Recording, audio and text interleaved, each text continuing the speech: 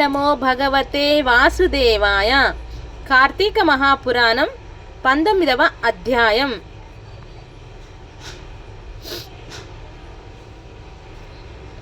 చతుర్మాస్య వ్రత ప్రభావ నిరూపణ. ఈ విధముగా నైమిషారణ్యమందున్న మహామునులందరూ కలిసి చిదానందుని స్తోత్రం చేసిన పిమ్మట జ్ఞానసిద్ధుడను ఒక మహాయోగి, ఓ దీనబాంధవ, వేద్యుడవని, వేద విద్వాంసుడవని, అద్వితీయుడవని, సూర్యచంద్రులే నేత్రములుగా గల వాడవని, సర్వాంతర్యామివని, బ్రహ్మ రుద్ర దేవేంద్రాదులచే సర్వదా పూజింపబడుచున్న వానివని, నిత్యుడవని, నిరాకారుడవని, సర్వజనులచే స్తుతింపబడుచున్న ఓ మాధవ, నీకివే మా హృదయపూర్వక నమస్కారములు. సకల ప్రాణికోటికి ఆధారభూతుడవగు ఓ నందనందన, మా స్వాగతమును స్వీకరింపుము. నీ దర్శన భాగ్యం వలన మేము మా ఆశ్రమములను, మా నివాస స్థలములను అన్నీ పవిత్రములైనవి. ఓ దయామయ, మేమీ సంసార బంధము నుండి బయటపడవలేకుంటిమి. మమ్ముద్ధరింపుము. మానవుడెన్ని పురాణములు చదివినా, ఎన్ని శాస్త్రములు విన్నా నీ దివ్య దర్శనం బడయజాలడు. నీ భక్తులకు మాత్రమే నీవు చరుడవగుదువు.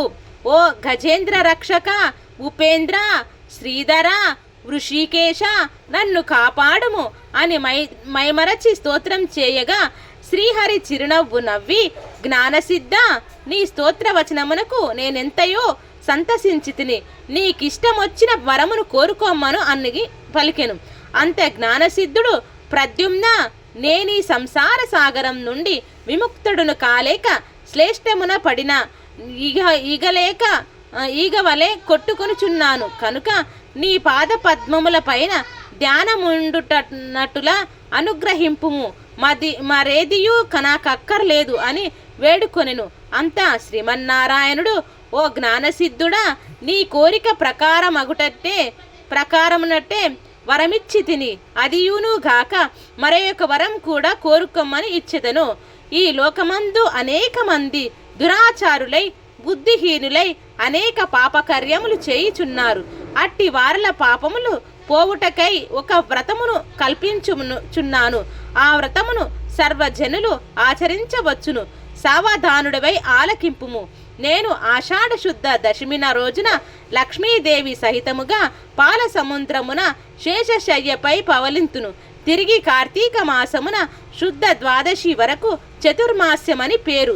ఈ కాలంలో చేయు వ్రతములు నాకు మిక్కిలి ప్రీతికరము.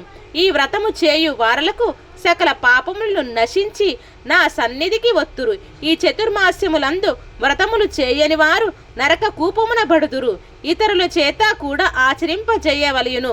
దీని మహత్యమును తెలిసియుండియు వ్రతము చేయని వారికి బ్రహ్మహత్యాది పాపములు కలుగును. వ్రతము చేసిన వారికి జన్మ జరా వ్యాధుల వలన కలుగు బాధలుండవు. దీనిని నియమితముగా ఆషాఢ శుద్ధ దశమి మొదలు శాఖములను శ్రావణ శుద్ధ దశమి వరకు పప్పు దినుసులను విసర్జించవలయును. నా యందు భక్తి కలవానికి పరీక్షించుటకై నేనిట్లు నిద్రావ్యాజనమును శయనింతును. ఇప్పుడు నీ ఒసంగిన స్తోత్రములు త్రిసంధైలయందు భక్తి శ్రద్ధలతో పఠించిన వారు నా సన్నిధికి నిశ్చయముగా వత్తురు అని శ్రీమన్నారాయణుడు మునులకు బోధించి శ్రీ మహాలక్ష్మితో గూడి పాల సముద్రమున కేగి శేషపాన్పు మీద పవలించెను. వశిష్ఠుడు జనక మహారాజా తో ఇలా అంటున్నాడు. రాజా, ఈ విధముగా విష్ణుమూర్తి జ్ఞానసిద్ధి మొదలగు మునులకు చతుర్మాస్య వ్రత మహత్యమును ఉపదేశించెను. ఈ వృత్తాంతమును అంగీరసుడు ధనలోభునకు తెలియజేసెను.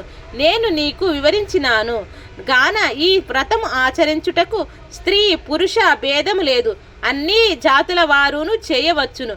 శ్రీమన్నారాయణ ఉపదేశం ప్రకారం ముని పుంగవులందరూ ఈ చతుర్మాస్య వ్రతం ఆచరించి ధన్యులై వైకుంఠమున కడకేగిరి.